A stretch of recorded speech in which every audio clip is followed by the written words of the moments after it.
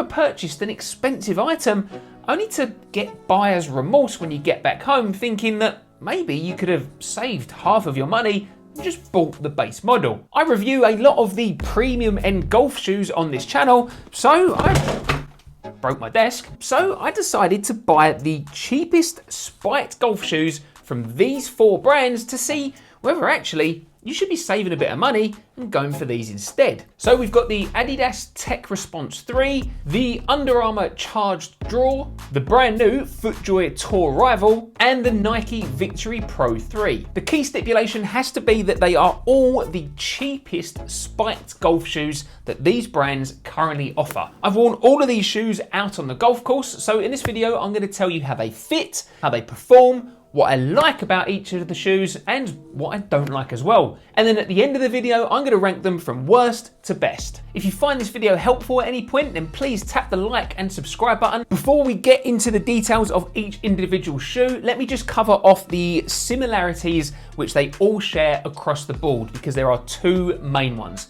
The first one is that because they are all spiked, I didn't have any issues with slipping in any of these shoes out on the course. The second similarity that they all share is that while they all have waterproof uppers, when I did my full waterproof test by pouring 300 milliliters of water over the toe as well as the base of the tongue, all of them let some water through at that point. So if you are using any of these shoes in really heavy wet conditions, or you're looking for your ball in thick wet rough, your feet might get a little bit wet. But in general rain conditions, you shouldn't have really too many problems. So let's start with the cheapest of the shoes, and that was the Adidas Tech Response 3.0.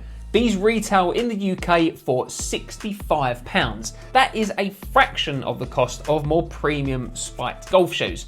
Now, the first thing that I noticed with these in comparison is that these are incredibly lightweight. I think these are the lightest of the bunch. In terms of fit, then I definitely recommend going up at least half a size. Now, these are combining a mesh upper on the toe box, which is waterproof, as I proved in my test, and they're mixing it here with a synthetic material around the outside. And they do have quite a thin feel to it. It is, you know, a cheaper feeling shoe because they are a cheap shoe. In terms of comfort out on the course, you're just getting a bog standard foam. There's nothing particularly special going on here. And they are quite a firm feeling shoe compared to more premium shoes. And they are certainly the firmest of these 4 budget options. It's not uncomfortable underfoot, but it's not necessarily particularly soft or squishy. They do feel like they have the widest fit across the toes and the midfoot of all of these shoes. However, I didn't really feel that locked into these shoes. I felt that there was quite a lot of room on the inside just in general on these shoes. These were the only shoes that actually gave me blisters right out of the box. They were definitely rubbing on this ankle section here. It felt quite stiff for me. Now, I appreciate that that won't be the case for everyone. Everyone's feet are unique, but I'd struggled to wear these for 18 holes straight out of the box. I was impressed with the level of traction that you were getting from the outsole. Not only have you got the 6 spikes, but you've also then got the X kind of pattern with this TPU rubber outsole there. And they're also pretty stable. That outsole performs pretty well and gives you a pretty good amount of resistance when twisting there. I'm not the biggest fan of the looks of these shoes. I've got to admit, they look, well, a little bit basic, to be honest. And I'm never a fan of using a softer material around the outside. You can see that you've got it on this one here around the heel and the ankle. That's just naturally gonna stain up over time, especially in the muddier conditions here in the UK. And same goes for the mesh upper on the toe box as well as on the tongue. I'm pretty sure you're gonna see some staining pretty quickly. Next up is the Under Armour Charged Draw. Now in the UK, these retail for £95. And I think that they are a little bit of a step up in terms of the looks as well as comfort levels compared to the Adidas. I appreciate that you are paying the extra £30, so I suppose you'd kind of hope that they would be. The upper material is still a synthetic, but it does feel a little bit softer, a little bit more comfortable. And in terms of the look and the design of these, well, they are quite muted, they're quite plain, but I think that they have a better styling compared to the Adidas. I found that these fit true to size for me, and again, there is a nice amount of room around and above the toes. Maybe not quite as much as the Adidas, but I wouldn't say that these are a particularly narrow fit. They are certainly, again, a very lightweight shoe. It's very close between the Adidas and the Under Armour. In terms of comfort underfoot, you're getting a fairly decent amount of Under Armour's charged foam, which is going to give you, I'd say, a softer ride compared to the Adidas.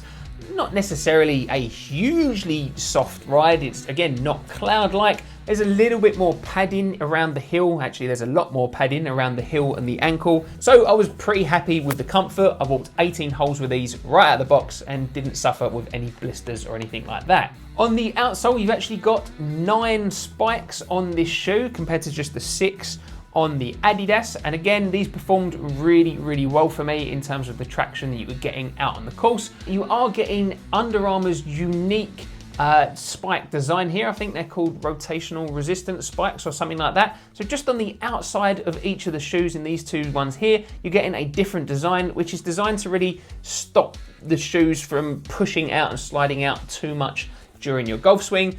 Can't say that I've ever really noticed that it makes that big of a difference. And again, in terms of stability, these are offering plenty of traction and stability for, I think, the vast majority of golfers. I did find that I had a really good locked-in fit with these shoes. No issues with slipping. I really felt kind of clamped in along the top and the rear of the shoe, something that I can't say that I felt with the Adidas. There was 2 things that kind of stood out for me in terms of the dislikes with these shoes. The first one was that actually I could feel the housing of some of these spikes on the underside of my foot. It wasn't hugely uncomfortable, it wasn't an issue, but it's something that I didn't really feel with any of the other shoes. My other dislike with these shoes is that they really crease up across the toe box there. Can you see that? Now, these fit really nice for me in terms of the length, so I certainly wouldn't say that these shoes are too big, but very quickly, this upper is creasing, and you can see that you're putting quite a lot of pressure on this point right here on the outside. So how that holds up in the long term, I'm not entirely sure. Now, I bought all these golf shoes with my own money, so if you do want to support this channel further, then make sure you sign up to my free monthly golf deals newsletter, where I share the best golf deals that I find each month and send them straight to your inbox so you don't miss out on them before they all sell out. The link to sign up is the first one in the description. It takes 10 seconds and it really helps support the channel. Let's move on to the FootJoy Tour Rival. Now, these are brand new for the second half of 2024 for FootJoy, and they retail for just under £100, but you can find them on most third-party retailers for £95, even though they've just come out. Again, they feel quite nice and lightweight.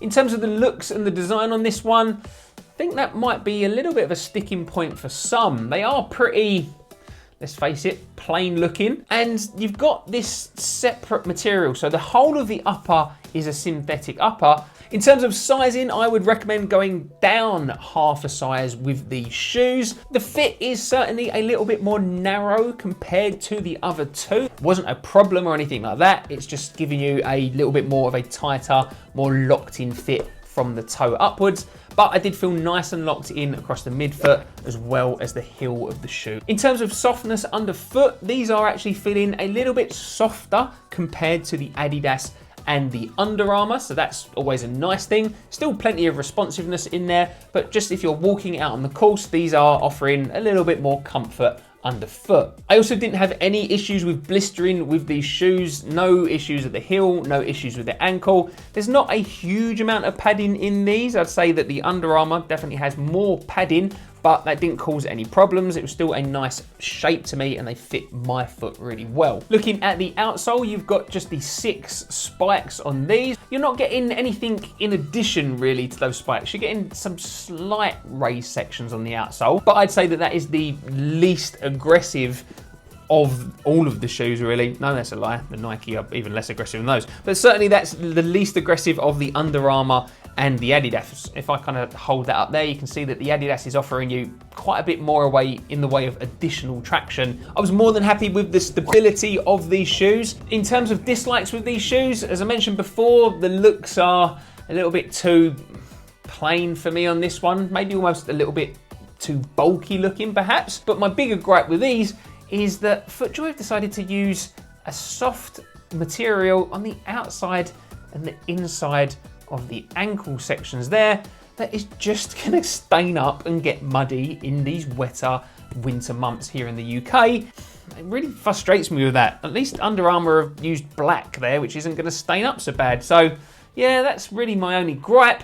But if that's my only gripe, then actually these aren't a bad pair of shoes for the money. Last up, we have got the Nike Victory Pro 3. Now these do have the highest retail price of the lot. They retail for around £130 here in the UK. However, they are often on sale. What I would say is that I think these are probably the best looking of the shoes. They've certainly got the most amount of kind of design features going on with them that I think looks pretty decent. Again, we've got exposed padding on the outside, which has stained when I've been reviewing these shoes. It's still got a synthetic upper, but you've got this kind of rolled leather effect on it. In terms of fit, I would say that these fit true to size. You don't need to worry about going up or down in these. They are quite a narrow fit. I'd say that they're actually a pretty similar fit to the FootJoys. And in terms of the comfort underfoot, I would say that these are actually the most comfortable feeling shoes to walk in of all four. They've definitely got the softest, squishiest feeling. Looking at the outsole, you've got 7 spikes on this one, and you've got the least amount of additional traction. With twisting these shoes, you're still getting a fairly decent amount of stability. They're nice and comfortable to walk in as well, straight out of the box. I wore these and didn't have any blisters or anything like that. So, as you would hope for the most expensive pair of shoes in the test, I think they actually hold up pretty well. Time for me to rank these golf shoes. So in 4th place in terms of what I would personally recommend, I think in 4th place it's got to be the Adidas. I mean, they're not a terrible golf shoe. None of these are a terrible golf shoe. They perform perfectly fine out on the golf course. However, in terms of the comfort levels, and I think that's really kind of what separates these shoes from the more expensive ones, it's comfort as well as some additional stability and performance elements. Really, you're just not getting it with the Adidas. These aren't particularly comfortable. Yeah, I personally would recommend any one of these other shoes before you buy this one. Sorry, Adidas. Which is weird because Adidas are having a very, very strong year with some of their more premium shoes. Then for the other 3 shoes, I'd probably rank them all about even really, because it really depends upon what you want from your golf shoes. If you want something that has perhaps a slightly more premium look in terms of the design and styling, then it's probably gonna be the Nike, maybe even the FootJoy. If you want something that's a little bit more lightweight and giving you more room in the toe box, then I'd probably go for the Under Armour compared to the FootJoy or the Nike. The FootJoys and the Nikes are just a little bit more narrow in that fit and feel. But if you want something that's a little bit softer underfoot, offering you that little bit more comfort, I'd probably then go for the FootJoy, or I'd go for the Nike if I could find it on sale, because yeah, £130, yeah, it's a little bit more expensive compared to the £95 FootJoys. But if you're asking the question, which are the best performing, most comfortable, best value golf shoes that you can currently buy in 2024, well, the answer is probably going to be the ones that are currently on sale that were released in 2023. You're going to find shoes with more premium materials, probably a full leather upper compared to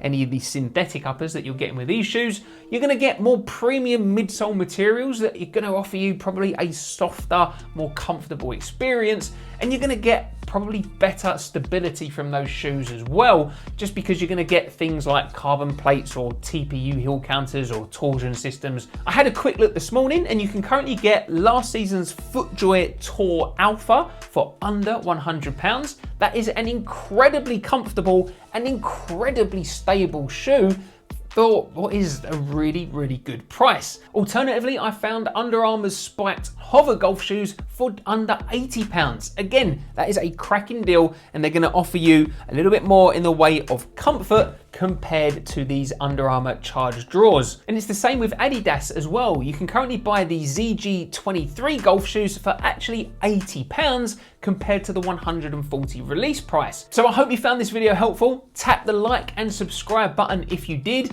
Don't forget, if you are looking for a bargain, then make sure you sign up to my free monthly golf deals newsletter. It's the first link down in the description below. And if you are interested in some of those more premium shoes that I just mentioned, then actually I've included my full review of some of those shoes right here.